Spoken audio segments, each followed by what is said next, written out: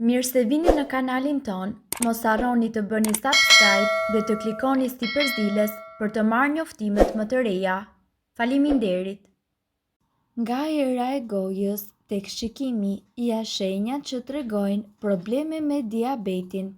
Në fakt, ka disa lloje diabeti, tipi 1, tipi 2 dhe diabeti krijuar nga mosha.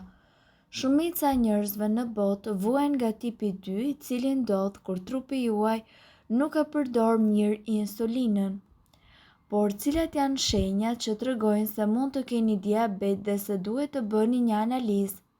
Ndjeni nevojën e urinimit gjatë gjithë kohës, nuk ndaloni së pirë ujë, aroma e pakëndshme e gojës, vështirësi në shikim, duart dhe këmbët të cilat mpihen shpesh dhe krijojnë vështirësi në lëvizje.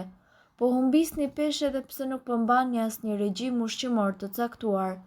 Flini gjumë mjaftueshëm por sërish ndiheni të lodhur, vini re shenja të errta në trup. Ndërkohë, diabeti sot po mbetet një nga simptomat më të përhapura kudo përreth nesh. Është një sëmundje e cila po përhapet në një mënyrë të pashpjegueshme dhe faktorët për të janë nga më të ndryshëm. Ju vjen erë e keqe nga goja dhe keni karjes të shpejt, kjo mund të paralajmërojë diabet. Simptomat e diabetit janë të gjitha rreptësisht të varura nga dukuria e hiperglikemisë dhe kanë shpesh efekte të mëdha negative për organizmin. Diabeti është një sëmundje metabolike e shkaktuar nga mungesa ose aktiviteti i pamjaftueshëm i insulinës, një hormon kyç për të mbajtur glukozën në gjak. Diabeti tipit 2, i karakterizuar nga mungesa pothuajse absolute e insulinës, ndodh papritur zakonisht gjatë fëmijërisë ose adoleshencës, rrallë në moshë madhore, dhe simptomat janë shumë karakteristike. Diabeti tipit 2, i karakterizuar nga aktiviteti i pamjaftueshëm dhe mungesa relative e insulinës, ndodh ngadalë, zakonisht në moshë madhore dhe simptomat janë më të avancuara.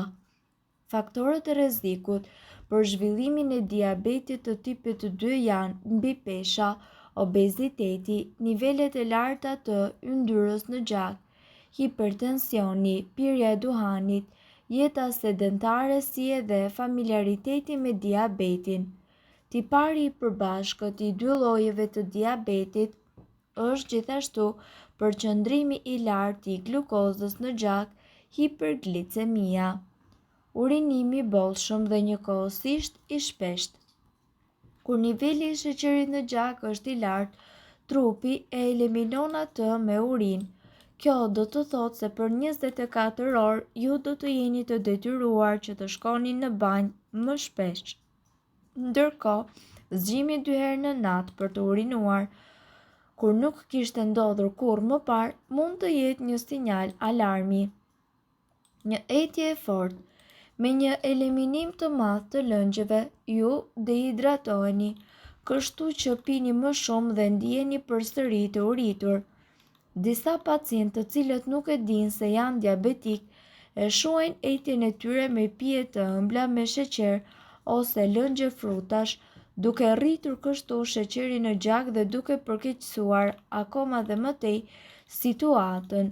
Pra, fakti që ju ndjeheni veçanërisht të etur dhe pa djersitje për shkak të nxehtësisë të tepruar ose të trajtimit intensiv mund të jetë një simptom e diabetit. Era e keqe e gojës, aroma e acetonit në erën e gojës, si për shembull ajo që përdoret për të hequr manikyrin nga thonjtë, është një simptom klasik e diabetit të tipit 1, një tregues i dekompostimit të rënd metabolik. Ndërkohë, kjo erë veçantë është rezultati i të ashtuquajturës ketoacidozë. Në thelb, trupi i diabetikëve i cili nuk ka insulinë nuk mund ta përdorë glukozën si një burim energjie, kështu që për ta marrë atë djeg acidet yndyrore. Në këtë proces formohen trupat ketone që shkaktojnë erën e acetonit në frymëmarrje. Kjo simptom mund të jetë e dobishme për të vlerësuar kur një pacient vjen në dhomën e urgjencës në koma dhe koma mund të ketë arsye neurologjike, metabolike ose arsye të tjera dhe fryma e acetonit është një tregues i rëndësishëm për mjekun që menjëherë trajton problemin duke e lidhur me diabet e tipit 1, humbje peshe e papritur dhe njëkohësisht lodhje. Humbja e menjëhershme e peshës ndikon kryesisht tek pacientët me diabet të tipit 1. Në diabetin e tipit 2 mund të jetë më gradual. Normalisht, sheqernat e marra me dietën të absorbuara një herë transmetohen në gjak në të gjitha rrethanat e trupit ku qelizat janë në gjendje të përdorin ato në sajt e insulinës. Nëse kjo substancë mungon ose prodhohet në sasi fare të vogla, energjia e prodhuar nga sheqernat nuk është më në dispozicion dhe trupi juaj lodhet shumë shpejt. Trupi përdor depozitat yndyrore për nevojat ushqyese të tij dhe në raste më të rënda indet e muskujve. Kjo rezulton në humbje peshe. Uri e tepruar. Të kesh uri pa asnjë arsye mund të jetë një simptom e diabetit. Sëmundja e pengon trupin nga shndërrimi i sheqernave në energji, kështu që ju do të ndiheni të uritur dhe jeni gjithmonë në kërkim të ushqimit. Ndërkohë, në diabetin e tipit 1, një simptom tipike është polipagia e shoqëruar me humbje peshe. Rritja e oreksit dhe marrja e ushqimit është e pastruar nga një humbje paradoksale e peshës. Në vend të shtimit të peshës që prite, ju humbisni. Ky fenomen ndodh më pak në diabetin e tipit 2, ku pacienti është shpesh mbi peshë ose obez dhe mundet që të vëzhgojë një humbje peshe duke ruajtur ushqimin e zakonshëm të tepërt. Në raste të tjera të diabetit të tipit 2, humbja e peshës nuk ndodh. Shërimi ngadaltë i plagëve. Diabeti është një faktor i rëndësishëm kufizues në shërimin e plagëve.